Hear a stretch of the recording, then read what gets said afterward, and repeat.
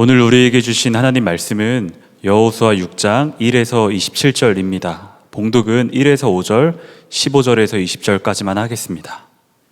여리고 성은 이스라엘 자손을 막으려고 굳게 닫혀 있었고 출입하는 사람이 없었다.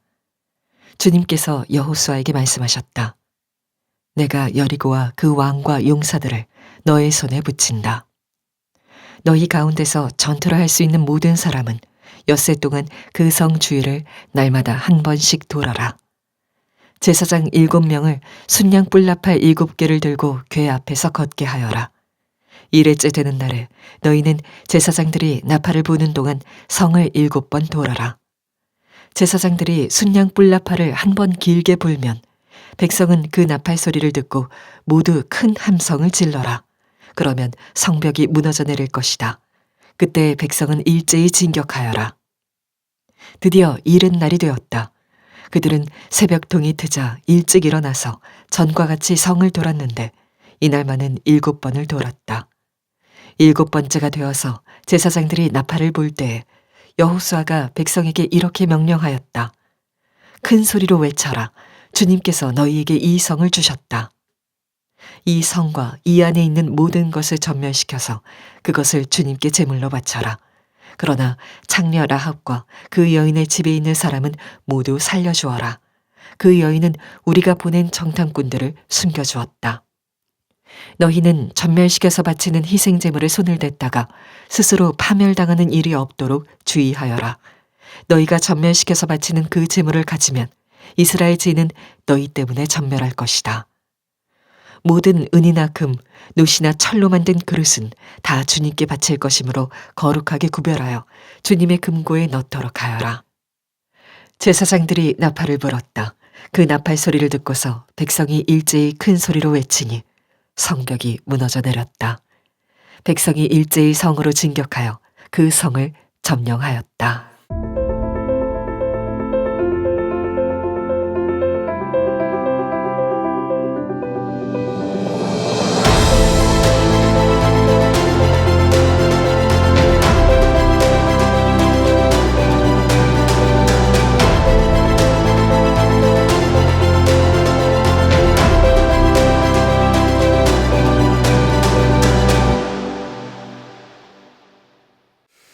오늘 굉장히 중요한 말씀이 담겨 있습니다. 마귀가 굉장히 싫어할 말씀이니까 여러분 졸음마귀 틈타지 않도록 주의하시기 바랍니다. 정말 마귀가 싫어하는 메시지가 담겨 있습니다. 이 여리고성 이야기는 여리고서 전체에서 가장 유명한 말씀입니다. 어린 시절부터 들었던 말씀인데요. 정탐꾼들이 한 38년 전쯤에 여리고성을 보았을 때 이렇게 묘사를 합니다. 그 성읍이 마치 하늘에 닿은 것처럼 그렇게 높았다는 겁니다. 과장이 심해도 보통 심한 게 아닙니다. 아무리 그래도 하늘에 닿았겠습니까? 그토록 그렇게 견고하고 높은 성읍이었다는 것이죠. 한 12,000평 정도 되는 크기의 한 1,500에서 2,000명 정도 사는 도시가 바로 이 여리고 성이었다고 합니다. 그 당시에 여리고성을 복원한 그림이 있는데 한번 보여주시면 좋겠습니다. 바깥쪽에 도랑이 파져 있고요. 축성이 쌓여져 있고 하부 성벽과 상부 성벽으로 나뉘어져 있고 곳곳마다 성루가 있는 곳, 저것이 바로 여리고성입니다. 그리고 그 안에는 안악자손이라고 하는 거인들의 후손들이 살고 있었기 때문에 정탐하러 갔던 이들이 저 상황을 보고 굉장히 두려워했을 법한 것이 바로 저 여리고성의 상황이었습니다. 여리고성은 요단 동편에서 서편으로 넘어가면서 가나안 땅에 진입하면 만나게 되는 주요 거점 도시가 됩니다. 경제적으로나 또 여러 가지 면에서 굉장히 전략적인 가치를 지닌 땅이에요. 그래서 고고학자들에 의하면 거의 기원전 7천, 8천 전부터 있었던 도시라고 합니다. 자, 하나님께서 이 이스라엘 백성들을 인도하여서 그 약속의 땅으로 나아가는 길목에 이 여리고성이 굳건히 버티고 있어요. 그래서 이 여리고성이 영적으로 무엇을 의미하는가에 대한 단서가 오늘 1절에 나오는데요. 이렇게 되어 있습니다. 여리고성은 이스라엘 자손을 막으려고 굳게 성문이 닫혀 있었다는 거죠.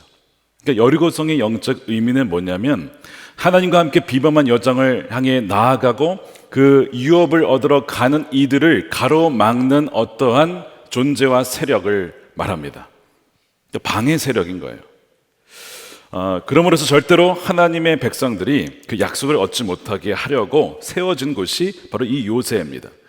예수님께서 비슷한 말씀을 또한 하셨어요. 제자들에게 교회를 세울 것이다 라고 하면서 너희 앞에 음부의 권세가 있을 거야. 근데 이 음부의 권세를 세 번역에서 뭐라고 번역했냐면 죽음의 문들, 번역을 복수로 번역을 하면서 죽음의 문들, 영어로는 the gates of hell, 지옥의 문들, 그것들이 바로 그들의 앞을 가로막게 될 것이다. 그러나 그것들은 너희를 이기지 못한다. 그런 말씀을 하셨다는 거죠. 그래서 마태복음 16장 18절에 죽음의 문들이 그것을 이기지 못할 것이다. 교회는 여러분 건물이 아니라 바로 여러분들이 교회입니다. 이 교회는 움직이는 교회예요. 하나님의 백성이 말씀을 따라서 주님과 함께 동행하며 성령에 따라서 나아가다 보면 반드시 그들을 가로막고 있는 이 죽음의 문들이 있다는 거예요. 그래서 이 죽음의 문들은 고정되어 있고 우리가 공격이고 거기가 방어를 하게 되는 이런 모양새가 되는 거죠. 이거는 여러분 영적 전쟁이에요. 영적 전쟁이기 때문에 우리가 이것을 원리를 알지 못하면 우리의 육신의 힘으로는 절대 이길 수가 없습니다. 그래서 이걸 알지 못하면 백전백승이 아니고 백전백패를 하게 되어 있어요. 사도 바울이 이 영적 여정을 가로막는 여리고성을 견고한 진, 견고한 요새라고 표현을 합니다. 고린도후서 10장 4절 말씀을 함께 읽어보겠습니다. 시작. 싸움에 쓰는 우리의 무기는 육체의 무기가 아니라 하나님 앞에서 견고한 요새라도 무너뜨리는 강력한 무기입니다. 이 견고한 진을 표현을 하는데요. 이것은 바로 우리를 가로막는 어떤 요새화된 거주지를 말하죠. 성경에 요새가 두 가지가 나와요. 하나는 주님이 우리의 요새시다. 주님이 우리의 산성이시다. 또 하나는 마귀가 거주하는 요새가 있어요. 그런데 이 마귀가 거주하는 요새가 어디에 있느냐? 사람 안에 있습니다. 이건 제 말이 아니고 성경 말씀이에요. 자, 마태복음 12장 43절입니다. 더러운 귀신이 사람에게서 나갔을 때 물 없는 곳으로 다니며 쉬기를 구하되 쉴 곳을 얻지 못하고 이에 이르되 내가 나온 내 집으로 돌아가리라. 그 집은 어디입니까? 사람입니다. 그러니까 그 사람이 마귀가 거주하는 집이라는 거예요. 물론 이것은 귀신이 쓰여지는 일을 말하기도 하지만 또 한 가지는 귀신이 쓰여지지 않아도요 마귀가 거주할 수 있습니다. 여러분 꼭 기억하셔야 될 것은 거듭난 그리스도인의 영에는 성령이 거주하시는 성전이 됩니다. 그래서 마귀가 건들지 못해요, 사실은. 그러나 어디에 마귀가 침투를 하냐면 우리의 마음입니다. 즉 이 마음은 지성과 감정과 의지가 있는 곳인데 우리가 지식에까지 아직 새롭게 되지 않은 그 부분, 우리의 어떤 가치관, 세계관 안에 마귀가 자리 잡고 요새를 만듭니다. 거기를 거점 삼아서 그 사람에게 영향을 미쳐요. 그 사람의 결정과 선택과 의지에 영향을 미칩니다. 우리가 잘 살펴봐야 될 것이 우리의 지금 이 마음 안에 요새화된 이 견고한 진이 무엇이 있는가를 여러분 살펴보셔야 합니다. 영화 기생충에 보면요, 그 주인들이 살고 있지만 그 주인은 모르고 있는 것이 뭐냐면 그 집 밑에 기생충, 즉 빌부터 산 사람들이 있음을 모릅니다. 마치 이와 같다는 거예요. 분명히 거듭난 그리스도인이지만 그의 생각 속에는 마귀가 심어준 생각과 가치관과 세계관을 여전히 갖고 살아간다면 마귀는 그것을 거점 삼아서 그 사람을 통제하고 컨트롤하게 된다는 겁니다. 자, 이 견고한 요새를 짓는 재료가 뭔지 아세요? 재료가 여러분 꼭 기억하십시오. 하나님을 대적하는 모든 생각과 이론입니다. 그것이 견고한 진을 짓는 재료예요. 고린도후서 10장 그 뒷부분을 보시기 바랍니다. 모든 이론을 무너뜨리며 하나님 아는 것을 대적하여 높아진 것을 다 무너뜨리고 모든 생각을 사로잡아 그리스도에게 복종하게 하니. 자, 견고한 진은 하나님을 아는 것을 대적한 이론들, 모든 생각들이 견고한 진입니다.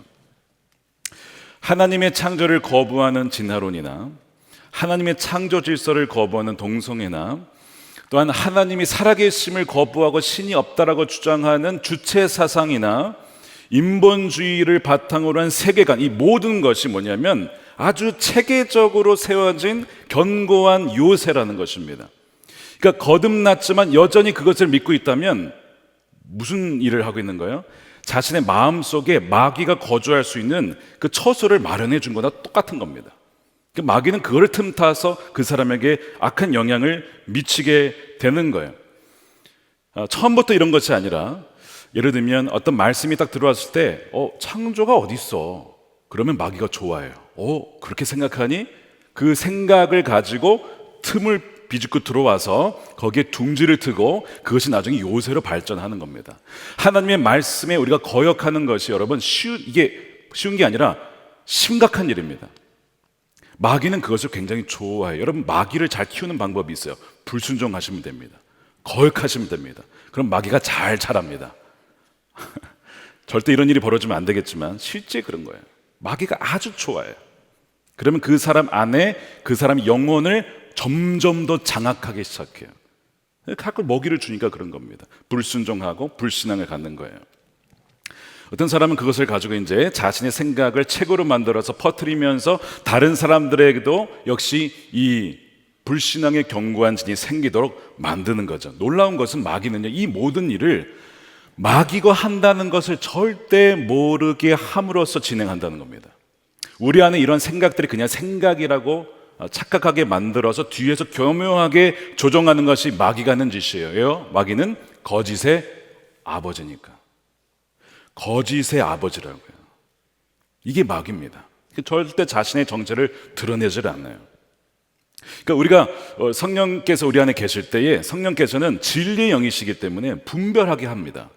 우리의 생각과 마음 중에 어떤 의지 중에 주님이 원하시지 않는 어떤 딱 부딪히는 것이 있을 때 이게 마귀가 심어준 들어와 있는 요새구나 여러분 아셔야 돼요. 그걸 파악하고 그걸 무너뜨리셔야 합니다. 예를 들면 여러분 경험이 여러분 굉장히 중요하죠. 그러면 많은 경험들이 필요합니다. 그리고 경험이 있으면 말씀을 읽을 때 이게 이런 말씀이구나 하는 것을 깨닫게 되는 도움이 돼요. 근데 반대로 이 경험은 동시에 하나님의 말씀을 거부할 수 있는 요새가 될 수도 있어요. 예를 들면 이런 겁니다. 하나님께서 아브라함에게 약속의 말씀을 주셨어요. 그렇죠? 내가 너에게 자손을 줄 것이고 큰 민족을 이룰 거야. 근데 1년, 5년, 10년, 20년, 24년이 지나도 어느 하나 자식을 준 것이 없어. 자, 그러면 그런 경험들이 쌓였단 말이에요, 지금. 약속의 말씀이 있지만 24년간 말씀이 성취되지 않는 경험이 쌓였어요. 그러면 사람은 보통 어떻게 하냐면 이 경험을 바탕으로 결정을 내립니다. 이 말씀이 틀렸다. 하나님이 틀렸다. 말씀은 이루어지지 않는다라고 경험을 바탕으로 말씀을 제거해 버립니다. 이러기가 십상이에요. 그러니까 여러분들 중에 지금 본인의 경험과 말씀의 약속이 상충될 때가 있을 거예요. 그때 마귀는요, 말씀이 틀린 거야. 이루어지지 않아. 희망 고문 당하지 마. 이런 얘기를 분명히 할 거라고요. 그런데 로마서 4장 읽어보면 아브라함이 그런 상황이었지만 믿음이 약하여진 것이 아니라 오히려 견고하여져서 더 하나님께 나아감으로 결국에는 그 약속이 성취되는 경험을 했다는 것입니다. 여러분 이런 일들이 우리에게 일어나야 된다는 것이죠. 어떠한 견고한 진들이 우리 안에 있는가? 여러분 이 여리고라고 하는 것은 다양한 견고한 진들 중에서 뭐냐면 교만을 뿌리로 둔 불신앙의 견고한 진입니다. 불신앙이에요. 모든 죄의 뿌리는 여러분 교만입니다. 거기에서 모든 죄의 열매가 나오는 거예요. 그리고 그 교만이라는 뿌리에서 나오는 것 중에 바로 불신앙, 마음을 굳게 닫고 말씀을 거부하는 그것이 나오게 되어 있습니다. 지금 여리고 사람들은요 성문 닫을 때가 아니에요. 지금 성문을 활짝 열고 하나님 당신을 환영합니다, 영접합니다 이렇게 했었어야 된다고요. 왜냐하면 이들은 40년 전부터 이스라엘 백성들이 홍해를 건널 때부터 소문을 들었어요. 그 여호와라고 하는 하나님이 계신데 그들의 백성들을 다 건지시고 애굽의 그 군사들을 물리치셨대. 그들이 그것을 듣고 간담이 높고 선을 해서 그런 말씀을 들었단 말이에요. 근데 40년 동안 계속 그 마음을 닫고 있는 거예요. 여러분, 이 40년간 하나님이 기회를 주신 겁니다. 어떻게 하라고요? 여호와를 영접하라고, 하나님을 믿으라고 하나님이 기다려 주신 거 아닙니까? 그런데도 여전히 성문을 꼭 굳게 닫고 마음문을 닫고 하나님을 거부하고 있는 모습. 여러분, 40년이 아니라 아브라함 때부터 따지면요, 아브라함이 그때 하나님을 믿는 사람, 야, 당신과 하나님이 당신과 함께합니다. 아비멜렉이 그런 얘기를 하잖아요. 이미 가나안 지역에 여호와라는 이름이 알려졌어요. 그러면 그때부터 따지면요 440년입니다. 440년 동안 긴 시간을 하나님이 이 여리고에 있는 사람들을 기다려 주신 거예요. 인내하시고 또한 자비로우셔서 은혜를 베풀어 주신 건데요, 마음을 꽉 닫고 있는 것, 이것이 바로 이 불신앙이라고 하는 여리고의 이 경관진입니다. 그럼 베드로 후서 3장 9절에 보면 이런 말씀입니다. 함께 읽어보겠습니다. 시작. 주의 약속은 어떤 이들이 더디다고 생각하는 것 같이 더딘 것이 아니라 오직 주께서는 너희를 대하여 오래 참으사 아무도 멸망하지 아니하고 다 회개하기에 이르기를 원하시느니라. 이것이 아버지의 마음, 하나님의 뜻입니다. 다 회개하기에 원하기 때문에 하나님이 기다리신다는 거예요. 그런데 이들은 지금 교만의 뿌리를 두고 지금 이 심판을 자초하고 있는 거예요. 자, 우리 마음 안에 지금 교만으로 인하여서 마음 문을 닫고 있는 것, 하나님의 말씀에 불순종하고 거역하는 것이 무엇이 있는지 여러분 찾아보셔야 돼요. 바로 그것이 우리 안에 지금 마귀가 거점을 삼고 세우려고 하는 여리고 성입니다. 여러분, 그것을 놔두게 되면요 진군 못합니다. 가로막기 때문에 그래요. 여러분들에게 약속된 그 유업을 얻지 못한다는 거예요. 반드시 이건 무너뜨려야 되는 것이 경관진이에요. 특히 불신앙과 거역하는 것입니다. 아내에게 사랑하라 그랬는데 사랑하지 않고, 남편을 존경하라고 했는데 또 순종하라고 했는데 하지 않고, 뭐 이런 것들이 별거 아닌 것 같지만 차곡차곡 그런 불신앙과 불순종들이 쌓여서 아주 견고한 진이 되어서 마귀가 그거를 바탕으로 그 사람을 영향을 미친다는 거예요. 여러분, 그렇게 불신앙이 계속되게 되면요 벌어지는 일이 뭐냐면 삶에 일어나는 폭풍입니다. 폭풍. 요나가 하나님 말씀을 들어요. 분명하게 들었습니다. 니느웨로 가라. 그런데 정반대 방향으로 해요. 정반대 방향으로 갈 수 있었던 것은 하나님의 뜻이 무엇인지 알았기 때문에 그래요. 그래서 반대 방향으로 간 거예요. 청개구리죠. 그렇게 해서 배를 타고 다시스로 가는데 폭풍을 만나요. 하나님이 보내신 폭풍입니다. 하나님 뜻을 거역하여서 반대로 가는 요나에게 보내신 지중해 전체를 뒤집어서 보낸 폭풍이죠. 요나가 결국에는 바다에서 던져집니다. 이 죽는 거예요, 사실은. 이 죽음입니다, 사실은. 거역은 죽음이에요. 그런데 하나님의 자비로움과 은혜로움으로 그를 살려주세요. 큰 물고기로 살려주십니다. 여러분, 모든 인생의 폭풍이 다 불신앙 때문만은 아닙니다. 예를 들어서 욥이나 다윗의 광야나 요셉이나 다니엘의 고난을 보면 그가 불신앙 때문에 받은 고난이 아니에요. 그러니까 모든 폭풍이 다 그것 때문에 온 것은 아니지만 성경 분명히 말합니다. 여러분, 잠언과 전도서를 읽어보세요. 하나님께 거역하고 불순종한 자가 받는 것이 무엇이냐, 거기에 대한 폭풍이 있다는 것을 분명히 계속 말씀을 해요. 믿음으로 인한 폭풍과 불순종으로 인한 폭풍을 어떻게 구별할까요? 차이가 있어요. 믿음으로 인하여서 만나는 폭풍은요, 그걸 만날수록 어려운 상황은 있지만 더 주를 찾게 되고요, 그의 영혼이 정결하게 되면서 신앙이 성장하고 성숙합니다. 그 과정을 통해서. 그러니까 몸은 힘들 수 있지만 내 영혼은요 너무 기쁜 거예요. 그 마음이 있어요. 그런데 불순종에 의한, 불신앙에 인한 폭풍은요 삶이 갈면 갈수록 피폐해집니다. 황폐해집니다. 왜냐하면 이건 마귀의 속임수거든요. 도둑이 온 것은 죽이고 멸망시키고 빼앗는 것, 그의 삶을 파괴시키는 것이 마귀의 전략이에요.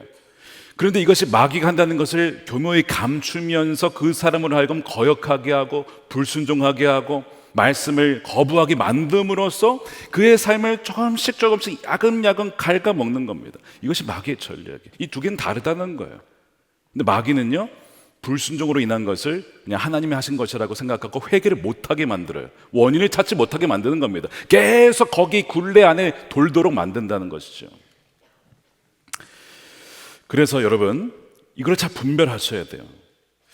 우리가 지금 이 불순종으로 인하여서 광야에 40년을 도는 것은 아니냐, 그걸 보셔야 된다는 겁니다. 이외에도 여러 가지 요새들이 있어요. 두려움과 또 용서하지 않는 미움, 또 정욕, 탐욕, 중독, 하나님 외에 다른 것에서 피난처를 찾는 거거든요. 이 중독입니다. 이 모든 것이 다 뭐냐면 이 견고한 진들이에요. 이것이 바로 우리를 가로막고 서 있는 견고한 여리고 성들입니다. 자, 이 요새들은 반드시 무너져야 돼요. 근데 어떻게 무너뜨리냐? 여러분, 우리는 못 무너뜨립니다. 우리 힘은 절대 될 수가 없는 거예요. 하나님만이 무너뜨릴 수 있습니다. 하나님이 무너뜨리세요. 그렇다고 해서 우리는 가만히 있어도 되냐? 그렇지 않습니다. 하나님이 하실 일이 있고 우리가 해야 할 일이 있어요. 오늘 본문은요, 그걸 보여주는 거예요. 하나님이 무너뜨릴 건데 모든 계획을 하나님이 다 갖고 있습니다. 근데 그것을 너희가 어떻게 할 것이냐에 대한 부분들을 하나하나 아주 세밀하게 말씀을 하고 계세요. 그러기 위한 기초가 뭐냐면요, 여러분, 철저한 겸손입니다. 겸손이에요. 어떤 분이 신앙을 가지셨다가 교회를 떠나고 신앙을 버리셨어요. 그리고 10년 만에 다시 돌아오신 거예요. 그래서 제가 물었어요. 왜 돌아오셨습니까? 아니, 왜 돌아오셨냐는 게 왜 돌아왔냐가 아니고 어떻게 돌아오셨냐. 잘 돌아오셨죠. 웰컴이죠, 당연히. 근데 그분이 그러시는 거예요. 자기가 하나님을 떠나서 정말 하고 싶은 대로 다 해봤대요. 그러니까 하고 싶은 대로 다 해보고 자기 계획과 뜻과 자신의 능력과 경험을 가지고 정말 할 수 있어라고 했는데요, 정말 너무나 놀랍게도 다 실패했대요. 그냥 심플하게 그렇게 얘기했어요. 다 실패했습니다. 이분이 나이가 많은 분이 아니에요. 다 실패했습니다. 일도 실패, 관계도 실패, 모든 것이 실패한 거예요. 그래서 주님께로 돌아왔대요. 제가 잘 오셨다 그랬어요. 하나님의 은혜라고 했습니다. 왜냐하면 하나님이 그로 하여금 철저하게 겸손하게 만든다는 것은요, 하나님의 계획 그 다음이 있다는 거예요. 오늘 이제 얘기가 나오는 거죠. 철저하게 하나님이 우리를 낮추시는 거죠. 자, 지난 이제 4장 5장을 보세요. 계속 하나님이 하신 게 뭐예요? 할례를 받아라. 우리는 안 된다는 얘기예요. 내가 할 것이다. 유월절을 지켜라. 내가 너희들을 홍해에서 건져내신 것이다. 애굽에서 건지고 홍해를 건너게 하고, 그 다음에 뭐예요? 또 내 신을 벗으라. 주도권이 너에게 있는 게 아니다. 계속 이 말씀을 왜 하냐면, 오죽 우리가 교만하면, 우리는 틈만 나면 이 교만의 머리가 싹 올라옵니다. 그리고 이제 하나님이 다 징계하시면 다시 낮춰졌다가 좀만 틈만 나면 다시 싹 다 경험하시잖아요, 여러분. 그렇죠? 그게 우리니까 오죽 교만하면 계속 겸손에 대한 말씀을 하시는 거야. 너 안 된다. 너가 하는 거 아니다. 그 다음에 이 기반을 만들어 놓은 다음에 하나님이 일을 하시겠다는 거거든요. 그래서 우리가 교만한 마음이 있을 때 그것을 여러분 회개해야, 회개가 있어야 회복이 있는 겁니다. 회개가 있어야 회복이 있는 거예요. 이제 그것이 기초예요. 이것이 되면 그 다음에 이제 여리고는 3단계를 통해서 하나님이 여리고를 무너지게 하십니다. 이 3단계인데 영어로 다 S로 시작하니까 여러분 잘 외우시길 바랍니다. 첫 번째 단계는 뭐냐면요, 보라예요. C예요. C. 2절에 보시면 여호와께서 여호수아에게 이르시되 보라. 세번역이 이게 빠져서 좀 아쉬워요. 분명히 언어에 있습니다. 보라, 내가 여리고와 그 왕과 용사들을 내 손에 이미 넘겨주었다. 그 약속의 땅 이미 너희 것이야. 넘겨줬으니까 너 이거 두려워하지 마, 걱정하지 마. 이미 너희 거야. 그걸 보라는 거예요. 육신의 눈으로 보면 상황은 변한 게 하나도 없어요. 여리고성은 여전히 그대로 있습니다. 배우자는 그대로 변하지 않고 있습니다. 자녀들은 하나도 안 변하고 있습니다. 그대로예요. 그런데 무엇으로 보라는 겁니까? 믿음의 눈으로 보면 언약 백성 아니냐. 믿음의 눈으로 보라는 거예요. 그걸 말하는 거죠. 엘리사와 엘리사의 사환이 있는데 포위를 당했어, 아람 군대. 두려워하고 있는데 엘리사는 딱 보니까 하나님의 군대가 또 그들을 포위하고 있어요. 이미 이것은 우리가 이긴 거야. 엘리사의 사환은 보지 못하니까 기도하잖아요. 저의 정의 눈을 열어주십시오. 그의 가려웠던 눈이 확 열리니까 그걸 보게 되는 것이죠. 여러분, 우리에게 그런 믿음의 눈이 있어야 된다는 거예요. 그 믿음의 눈으로 먼저 보라는 거예요. 여러분, 죄로 인해서 괴로워하십니까? 이미 십자가에서 모든 옛사람과 죄는 죽었다는 것입니다. 그것을 보라는 거예요. 우리 안의 죄는요, 이거는 실체가 아니라는 거예요. 마귀가 우리를 자꾸 속인다는 것이죠. 그것을 믿음으로 이미 여기라는 것이죠. 그걸 말씀하고 있어요. 여러분, 예배가 왜 중요합니까? 주중에 계속 마귀에 속다가 예배에 딱 오면 말씀을 통해서 우리가 믿음의 눈을 보게 돼요. 뜨게 됩니다. 그러면서 우리가 가야 될 방향이 어디인지를 다시 정렬을 하게 돼요. 그래서 예배가 중요한 거예요. 예배를 드림으로써 하나님을 주목하고 하나님 말씀을 바탕으로 인생의 방향을 다시 한번 재점검하고 다시 세상으로 나아가게 되는 것이죠. 그래서 보라고 하는 것을 말씀합니다. 이미 여리고가 넘겨졌다. 이것을 보라는 거예요. 두 번째입니다. 두 번째는 침묵하라입니다. Silent. Be silent. 침묵하라. 이 명령이 좀 특이합니다. 어떻게 침묵하라는 명령을 하실까? 하나님께서 여호수아에게 이런 명령을 하세요. 6일 동안 매일 한 바퀴씩 돌아라. 그리고 마지막 날 7번째는 7번을 돌아라. 그 말씀을 하시고, 또한 이 제사장들에게 7 제사장들에게 7 나팔을 들고 나팔을 불라. 그리고 언약궤가 그 뒤를 따라가게 됩니다. 자, 근데 그 기간 동안 마지막 날 7번째 날 7바퀴 돌 때 7번째 돌 때에는 소리를 치지만 그 전까지는 철저한 완전한 침묵을 명하십니다. 단 한마디도 말하지 말라는 거예요. 자, 10절 말씀 보세요. 여호수아가 또 백성에게 명령하였다. 함성을 지르지 말아라. 너희 목소리가 들리지 않게 해라. 한마디도 입 밖에 내지 말고 있다가 외쳐라 할 때 큰 소리로 외쳐라. 왜 하나님께서 한마디도 말하지 말라고 하셨을까요? 잘 묵상해 보세요. 왜 하나님이 침묵하라고 하셨을까요? 여러분, 그 이유가 있습니다. 출애굽 1세대가 왜 광야에서 멸망했습니까? 불평과 원망의 말 때문에 망한 겁니다. 민수기 14장 27절 보세요. 나를 원망하는 이 악한 회중이 언제까지 그럴 것이냐. 나를 원망하는 이스라엘 자손의 원망을 내가 들었다. 내가 나의 삶을 두고 맹세하노니 너희가 나의 귀에 들리도록 말한 그대로 내가 반드시 너희에게 하겠다. 사람은요, 상황이 힘들고 어려우면 이 멘탈이 무너지면서 입에서 불평과 원망이 나오기 마련입니다. 이것이 사람입니다. 힘들면 말이 나와요. 죽겠네, 어떻게 이럴 수 있나, 뭐 이러면서 누구를 원망하기도 하고요. 이 말이 방정이라고 정말 그렇게 나와요. 근데 문제는 그 말이라는 것이 권세가 있어서 부정적인 말을 하게 되면요, 여러분 그렇게 됩니다. 하나님이 세상을 뭘로 지으셨어요? 말씀으로 지으셨어요.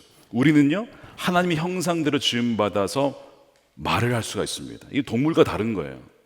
그러니까 그 말에는요, 권세가 있어요. 부정적인 말을 하면 부정적인 일이 벌어지고요, 믿음의 말을 하면 그 믿음대로 되는 것입니다. 지금 그거를 말하고 있는 거예요. 그러니까 부정적인 말을 내 입술에서 제거하라는 거예요. 이거 왜 이런 걸 시키고 그래? 하나님 뭐 하시는 거야? 그냥 무너뜨리면 되지. 이런 말을 싹 제거해버리고 침묵하라는 것입니다. 우리가 너무나 환경에 휘둘리는 것을 하나님이 잘 아시기 때문에 입술로 범죄할까 봐 침묵하라는 거예요. 수도사들이 했던 수행 중에 뭐가 있는지 아십니까? 무건, 침묵 수행이 있었어요. 입술을 다물라는 거예요. 말하는 것보다 말 안 하는 게 사실 더 어려운 겁니다. 여러분, 하루 종일 말 안 하고 사실 수 있겠습니까? 여러분, 굉장히 어려운 일입니다. 침묵함으로써 우리 내면에서 말씀하시는 주의 음성을 들으라는 거죠. 그래서 우리가 잠잠히 하나님 됨을 알지어다. Be still이라고 하거든요. 잠잠하라. 그리고 내가 너희의 하나님 됨을 알아라. 우리가 모여서 격려하고 이렇게 서로 세워주는 일이 참 필요하지만 때로는 어떤 때는요, 침묵하는 것이 훨씬 나을 때가 있어요. 그렇잖아요. 주님께서 그 말씀을 하시는 거예요. 힘들고 고통스러우십니까? 침묵하고 입술을 다물고 주의 말씀을 들으시라는 겁니다. 그리고 그 믿음의 눈으로 보라는 거예요. 이 사일런트를 말씀하고 있어요. 자, 세 번째입니다. 세밀하게 복종, 서밋하는 겁니다. 이 복종하는 것은 순종, 오베이보다 좀 더 강한 표현이에요. 마치 사령관이 명령, 복종하라고 하는 거거든요. 우리의 왕 대신 하나님께서 우리에게 명령을 하시는데 여러분 왜 그러냐면 아까 이 견고한 진의 재료가 뭐라고 했습니까? 하나님을 대적하여 높아진 모든 이론과 생각이에요. 이거를 무너뜨리려면 하나님께 철저히 복종과 순종하는 것만으로 이걸 무너뜨릴 수가 있습니다. 그러니까 우리가 불순종과 불신앙이 많을수록 수많은 주께 철저한 복종을 통해서만 이것이 무너져요. 그것을 말하고 있는 거예요. 모든 생각을 사로잡아 그리스도에게 어떻게 하라고요? 복종하게 하라. 그거를 지금 말씀하시죠. 오늘 하나님께서 이 여리고성을 대충 돌라고 하지 않으시고 굉장히 구체적으로 디테일하게 말씀하십니다. 맨 앞에는 누가 서야 되고, 그 다음에 제사장이 서서 나팔을 불어야 되고, 그 다음에 언약궤가 가야 되고, 그 다음에 누가 가야 되고, 6번을 6일을 돌고 7번째 날은 또 7번을 돌고 조용하고 있다가 마지막에 함성을 질러야 되고, 굉장히 자세하고도 순차적으로 말씀해요. 이것을 하나도 틀리지 않고 정확하게 순종하라는 거예요. 그 말씀을 하는데요, 그 중에서도 우리가 복종해야 될 것 중에 가장 대표적인 게 오늘 말씀이 뭔지 아십니까? 오늘 말씀 한번 잘 읽어보시면요, 여호수아 6장 1절에서 20절까지 가장 많이 나온 단어가 있습니다. 그게 뭐냐면 나팔이란 단어입니다. 15번이나 등장해요. 아주 주요 단어란 뜻이에요. 그럼 나팔을 왜 얘기하시냐? 침묵 속에 유일한 소리가 계속 끊임없이 7일 동안 들린 소리는 딱 하나인데 나팔 소리예요. 근데 그냥 나팔이 아니에요. 트럼펫이 아닙니다. 양각 나팔, 숫, 양, 뿔의 소리만, 그 나팔 소리만 울리게 되는 거예요. 자, 이것이 7명의 제사장에 의해서 7일 동안, 그렇죠, 또 7이에요. 그리고 마지막 7번째는 또한 7번을 돌면서 나팔을 불어요. 그러니까 총 13번을 돌긴 하지만 7이라는 숫자와 7을 곱하면요 49가 나옵니다. 그리고 그 다음이 50이에요. 50이 왜 중요하냐? 이 나팔, 이 양각 나팔의 원어 히브리어가 요벨인데 무슨 뜻이냐면 뿔 나팔 소리라는 뜻입니다. 그래서 희년은 7번의 안식년, 7년, 7번 지난 다음에 대희년이죠. 모든 노예와 종들과 땅이 자유와 해방을 누린 해가 희년이에요. 근데 그 희년의 뜻이 뭐라고요? 나팔 소리라고, 뿔나팔 소리.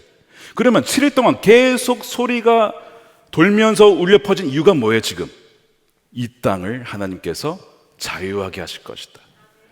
이 땅을 해방시킬 것이다. 모든 노예와 억눌린 자들이 다 풀려질 것이다. 그것을 계속 나팔 소리로 울리게 한 겁니다. 희년을 선포하라는 겁니다. 우리가 복종해야 될 게 뭘까요? 많지만 그 중에 대표적인 것이 오늘 뭐냐면 바로 이 나팔 소리를 내라는 거예요. 하나님이 이미 이 땅을 넘기셨다, 해방시키셨다, 자유를 주셨다는 것을 계속 선포하라는 거예요.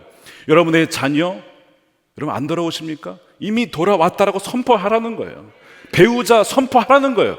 여러분 하다 보면요 변화가 없죠. 여러분 7일째 마지막 7번째 돌기 전까지도 꿈쩍도 안 했어요. 여리고성은 갑자기 무너지는 거예요.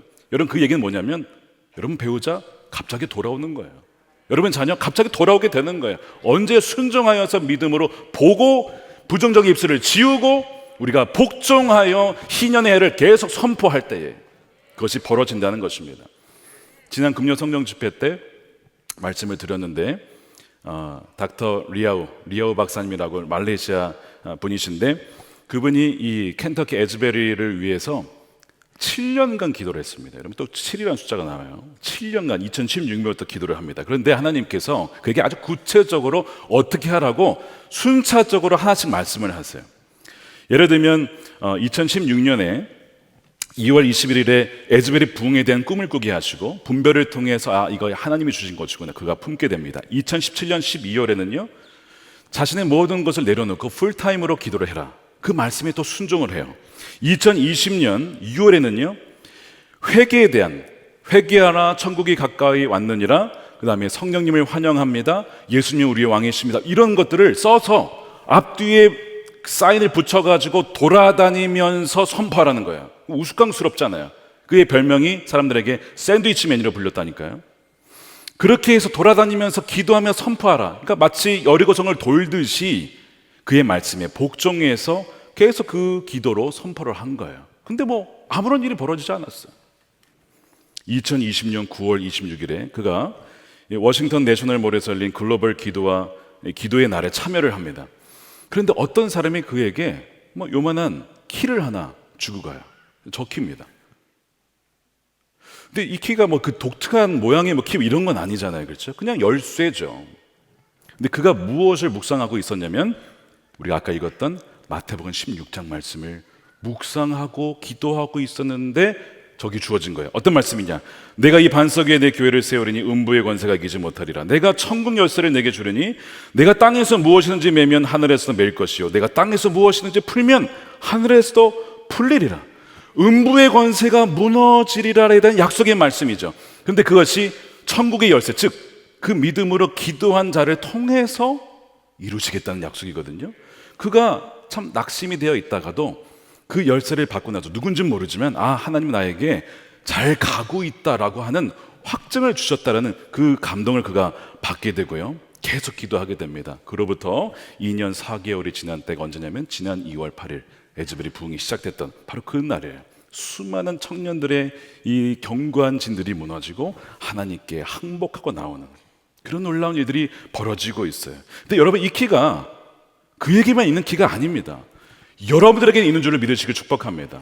여러분, 예수 그리스도를 온전히 믿는 자에게는 이 키가 주어져서 그 믿음으로 기도하고 선포하면 땅에서도 풀리면 하늘에서 풀리고 이렇게 그 역사가 일어나게 된다는 거예요. 그것을 약속하고 있습니다. 매일 합심 기도가 2016년에 시작이 돼서 올해 7년이 되었습니다.